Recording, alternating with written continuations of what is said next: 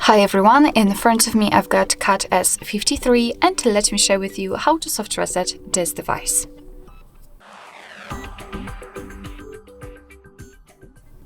So the soft reset or force restart operation will be useful if for some reason your device does not respond. I mean, it works totally not normal.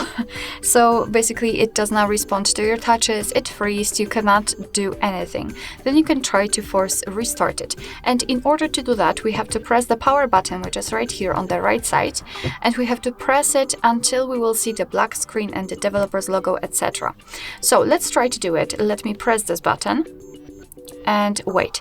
As you can see here, we've got at the top the option restart, but we cannot, let's pretend that we cannot tap on it because our device does not work.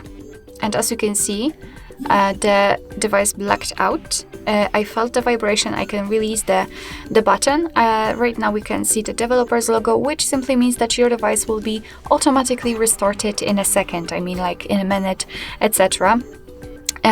Which simply means that we just successfully soft reset it, and hopefully after that it will work normally. Alright, so basically that's all. This is how to soft reset or force restart your Cat S53.